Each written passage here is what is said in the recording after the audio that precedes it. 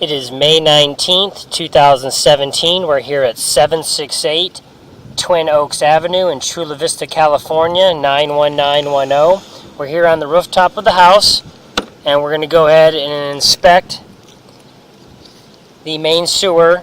We're here at the back of the house for this back bathroom. This is a 2-inch ABS plastic vent.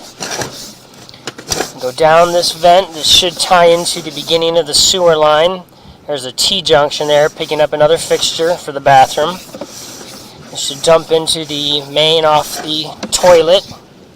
Okay, we're now in the horizontal sewer line. A little bit of debris there in the pipe. So it's clogged up the face of our camera just a little bit, but this is all newer plastic pipe. We're running across the line right here. So you can see the line is all newer plastic. Here we have a T-junction to the line, also creating a turn. Another quick little turn. This is all in the crawl space of the house. Here's another T-junction.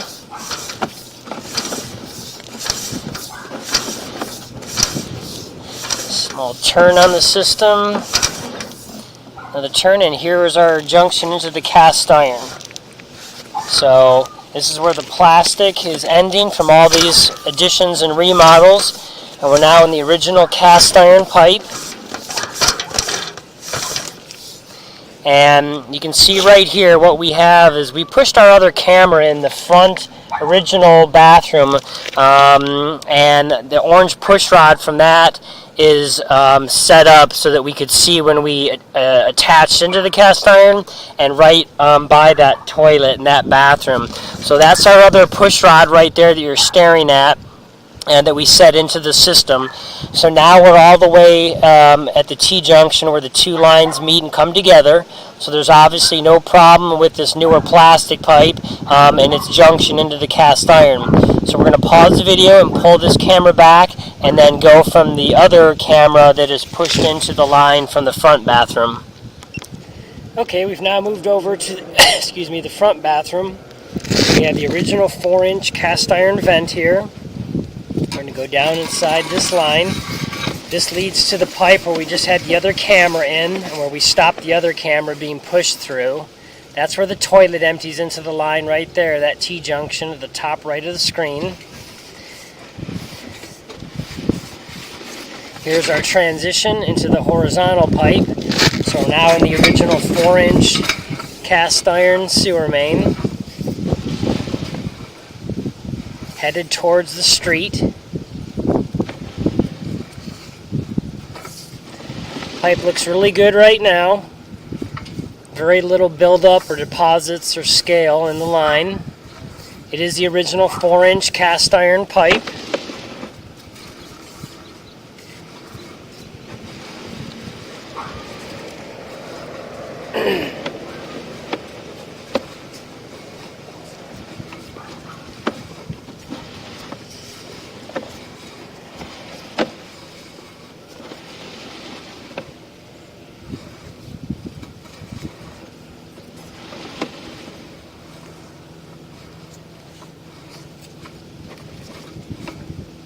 Okay, here we've got a transition. This is the end of the cast iron pipe, and appears we're going to turn up our lighting here as best as we can. We've got appears to be some black ABS plastic that was put in. So this was replaced at some point in time. A little bit of water in the pipe right here. Got some standing water either due to poor slope on the line, or we've got a little bit of buildup that's damming up the line here. So we'll see what this looks like. So you can see we're completely underwater here, so you don't really want to see this because that's going to hold things up and cause things to back up. So you can see all the toilet paper and little floaties around in there. So I can see the top of the water underneath the camera there, where the waves are, and here we are, we're about to come out of that. So there is this big area here that's got improper downhill slope. what we call a belly or a sag in the line. And we'll mark that out on the property.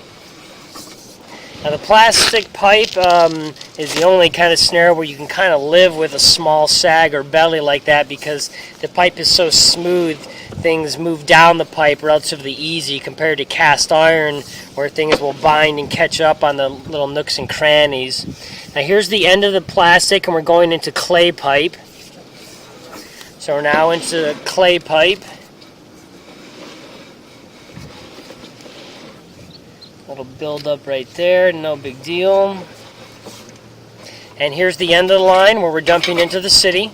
So this is the T-junction, and there's the large city pipe right there. So that's the end of this lateral line for this house. So we don't have any root intrusions. We don't have any broken or collapsed pipes. No offsets. All we do have is the one area that has the little bit of a sag or belly to the line due to improper slope. So we're going to go ahead and pull our camera back to that distance and then locate the beginning and end of that area and mark it out on the property just so everybody's aware of where that's at. Because we don't see a clean out anywhere on the property. So if it ever did cause a backup, they'd have to go up on the roof or pull a toilet, unless there's another clean out in the backyard or off one of the other bathrooms. We didn't have access to inside of the house today. We just had to go up onto the rooftop. So if there is a clean out, we don't have one in the front yard at least that we can see. So we'll pull back on this pipe here. We'll double check the front lawn to see if there's a buried clean out. Sometimes we're in a sag or a belly. If there was a clean out T, we're not going to see it being underwater. But we're going to pull back here. There's a glue coupling right there. And now here's the end of this sag or belly. So now you can see we're starting to hold all this water that always sits in the system and never goes out. Gets refreshed on occasion, of course, as new stuff moves through it. So what we'll do is we're going to go ahead and go up to this coupling, because it appears that right at the coupling is essentially where it completely is ending with this stick of pipe. So we'll take a depth reading here. So we're going to pause the video. Okay, we've located the sewer pipe here at the end of this sag or belly to the line. This is right at the curb itself. It's 3 feet 8 inches deep. So if you're standing in the street looking at the house, it's about 3 to 4 feet to the left of the water meter. And we did paint it with a green dot on the curb right where this pipe is and where the end of this pipe junction is before this glue coupling to the next section, which is the end of this sag. So we're now going to pull back. And as we pull back, we're going to go underwater here. So we're passing the frontage, and then we'll be going under the city sidewalk. We've walked across the front yard and we do not see any cleanouts anywhere. So if they ever did put some in when they replaced this with plastic pipe, they got them buried under the grade itself and they've gotten covered up over time. So you can see right here, we're starting to come back out of that slope here. It's holding that water. So you kind of come up. Now we're at that little coupling, maybe even that might be a slight turn there. It's hard to see what that is. It looks like it's all mostly straight. It might be a Fernco boot or something that they use to make a slight angle adjustment. But right after this is where we go into this piece of pipe, and then immediately again there's the beginning of that. So it's this one section in between that coupling and this coupling. And it may not be that the pipe itself, when we buy it, has a bow to it, or when they backfill a trench, they don't properly support the underside of the pipe, and when they're throwing and tampering all the dirt on top of it, they create that little sag to the line. It doesn't look severe enough that it probably needs to be repaired, but again, we're going to go ahead and mark this so that if it became an issue, everybody knows where it's at and what would have to be opened up. So we're going to go ahead and stop right here, right before this coupling, and we'll go ahead now and locate this in the front yard. Okay, we've located this section of pipe, which is just about the beginning again after this little junction of the sag or belly to the line holding water. This is actually the very beginning of the sidewalk as you're leaving the house. So we've got a 9-foot stretch of pipe here from underneath the entire sidewalk and then the little frontage area before you get to the curb. We've got a green painted dot on the sidewalk as well, denoting where this is at. We actually got a depth reading on the sidewalk of 4 feet 2 inches. So we can tell that the pipe on the curb's maybe slightly higher, that there's not perfect downhill slope. If we travel 9 feet, we should be falling about 2 1/4 inches almost in depth. And that could be part of the reason why we don't have also really good fall holding that, because of how it's connected. We can see that the sidewalk looks like it's been redone, or they did burrow under it. It's hard to say what was which was done first or afterward. So we're now going to go ahead and continue now to pull back on the line, and then we'll come out and we'll show the markings on the ground from the rooftop here. We placed some items there. So we're going to back up here. Okay, now right there, that is a T-junction. Okay, you can see the sweep right here. So we do have a buried property line clean out. So that'll be good, because that'll be an access that can be used to clean out that area if it ever did clog up.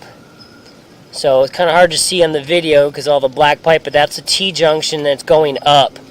So we're going to go ahead and pause the video again and locate this.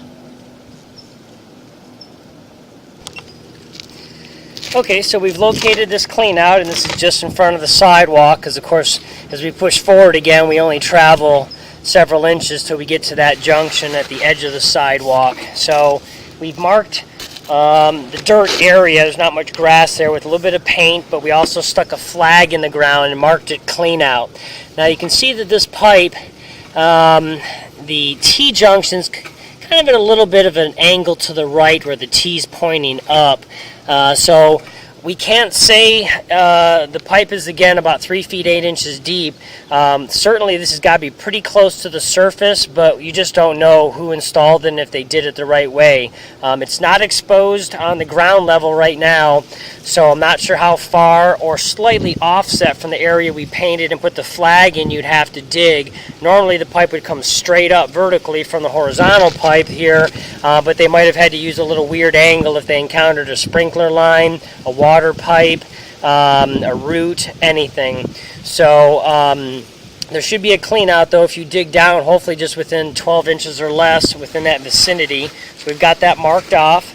So now go ahead and pull back through this plastic pipe, and then here again is our transition back into the original cast iron. So what we'll go ahead and do is we're going to go ahead and mark this on the front yard as well, so that everybody knows that if one day they ever had to change out all the cast iron, where they'd have to go to as far as the depth, which should be about 3.5 feet, but where they'd have to stop in the front of the yard. So we'll pause the video and mark this area.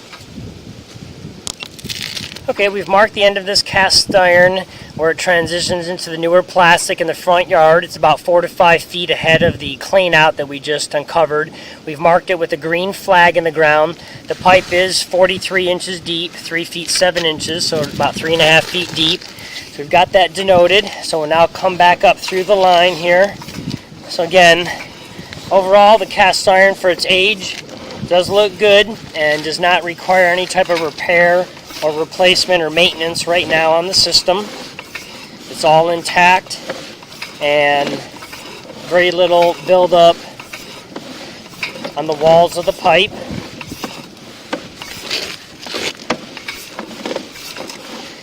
We're going to go ahead and just pause the video here once we get to the vertical pipe, and then we'll pull out and we'll pan across the front yard showing the markings we've made.